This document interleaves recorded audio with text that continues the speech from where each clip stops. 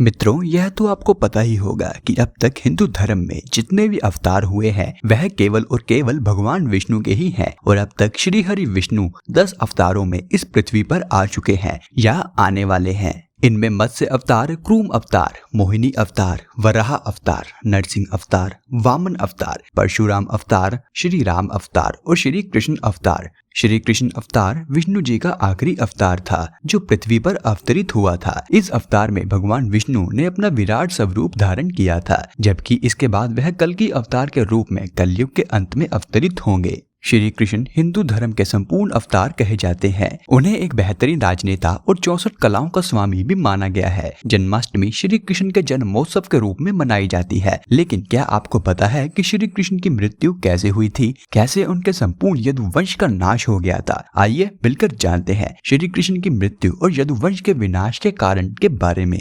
हिंदू धर्म में ब्रह्मा, विष्णु और महेश को इस संपूर्ण जगत के सर्जनहार, पालनकर्ता और संहारक के रूप में देखा गया है। हिंदू धर्म के अनुसार जब जब इस पृथ्वी पर असुर और राक्षसों के पापों का आतंक व्याप्त होता है, तब तक भगवान विष्णु किसी न किसी रूप में अवतरित होकर पृथ्वी से अधर्म का नाश करते हैं। श्री कृष्ण हिंदू धर्म में भगवान विष्णु के अवतार माने जाते हैं। सनातन धर्म के अनुसार भगवान विष्णु पवित्र और समस्त मनुष्यों को भोग तथा मोक्ष प्रदान करने वाले प्रमुख देवता हैं। ब्रह्म पुराण के अनुसार भाद्रपद मास के कृष्ण पक्ष की अष्टमी में 28वें युग में देवकी पुत्र श्री कृष्ण उत्पन्न हुए थे और इसे ही जन्माष्टमी के रूप में मनाया जाता है। महाभारत के युद्ध में श्री कृष्ण ने अर्जुन के सारथी की भूमिका निभाई थी। उस भयंकर युद्ध में सभी कौरवों की मृत्यु हो गई थी और गांधारी ने अपने पुत्रों की मृत्यु का जिम्मेदार श्री कृष्ण को ठहराया था। अपने 100 पुत्रों को खोकर शोक से भरी गांधारी ने श्री कृष्ण को श्राप दे दिया था कि जिस प्रकार कौरवों के वंश का नाश हुआ है, ठीक उसी प्रकार यदुवंश का भी नाश होगा। महर्षि वेदव्यास द्वारा रचित धार्मिक ग्रंथ महाभारत 18 खंडों में संकलित है, जिसमें महाभारत के युद्ध का वर्णन सबसे बड़े भाग में किया गया है। किंतु इस युद्ध के अलावा भी अन्य कई घटनाएं हैं,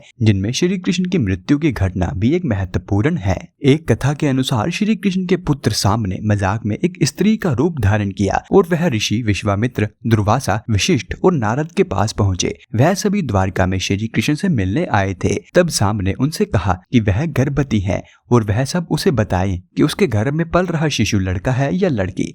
किंतु उसकी यह शरारत उनमें से एक ऋषि भांप गए और क्रोधित होकर उसे श्राप दे दिया कि उसके गर्भ से लोहे के तीर का जन्म होगा। इतना ही नहीं, ऋषि ने उनसे यह भी कहा कि उसके पूरे कुल और साम्राज्य का विनाश भी उसी लोहे के तीर से होगा। जब सांब ने यह सारी घटना मथुरा के राजा उग्रसेन को बताई, तब उग्रसेन ने उससे कहा कि वह उस लोहे के तीर का चूर्ण बनाकर प्रभास नदी में प्रवाहित कर देंगे। इसके बाद इस श्राप से मुक्ति उन्हें मिल जाएगी। कहते हैं कि इस घटना के बाद द्वारका में चारों ओर नकारात्मकता फैल गई। पहले श्री कृष्ण का सुदर्शन चक्र, शंख और रथ गायब हो गया। फिर उनके भाई बलराम का हल अदृश्य हो गया। लोगों के बीच से प्रेम और भाईचारा खत्म होने लगा। स्त्रियों में लाज शर्म भी ना रह गई थी। रह गया था तो बस पाप और अत्याचार। तब श्री कृष्ण ने सभी को प्रभास नदी के तट पर जाकर तीर्थ यात्रा करने की सलाह दी। भगवान के कहे अनुसार सभी लोग प्रभास नदी के तट पर पहुंचे, किंतु वहां पहुंचकर सभी ने नशा करना शुरू कर दिया और भोग विलास में लिप्त हो गए। शराब पीकर नशे में चूर सत्याकी कृतवर्मा के पास पहुंचा और अश्वत्थामा को मारने के लिए कहने लगा। वह कृतवर्मा पर पांडवों के सोए हुए सैनिकों को मारने का आरोप लगाकर उसकी आलोचना करने लगा। बातों ही बातों में दोनों के बीच बहस बढ़ती चली गई और सत्यागी ने कृतवर्मा की हत्या कर दी। बाद में यादवों ने मिलकर सत्यागी को भी मार डाला, जिसके पश्चात स्वयं श्री कृष्ण वहां प्रकट हुए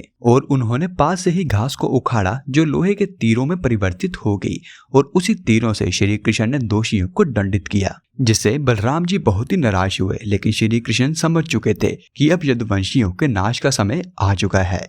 फिर भगवान श्री कृष्ण अपने बड़े भाई से कहते हैं कि मैं द्वारका जाकर एक बार पिताश्री से मिलकर आता हूँ। उसके बाद भगवान श्री कृष्ण अपने पिताजी से मिलने के लिए द्वारका पहुँचते हैं और वहाँ पर अपने पिताजी से कहते हैं कि यहाँ पर अर्जुन आएंगे और वह द्वारका में बची स्त्रियों और बच्चों की रक्षा करेंगे। मैं वापिस अपने बड़े भाई के पास जा रहा हूँ। हम दोनों ही अब वन में जाकर तपस्या करेंगे।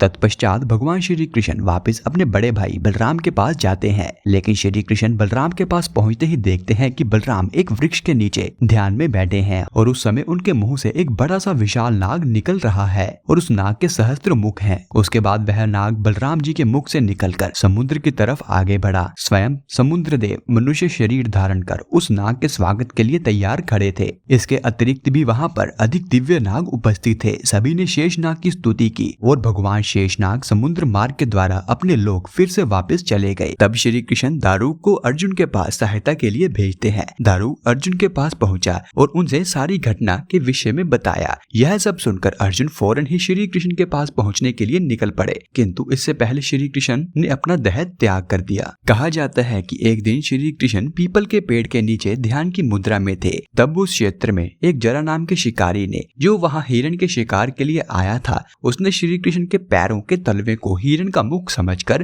तीर चला दिया।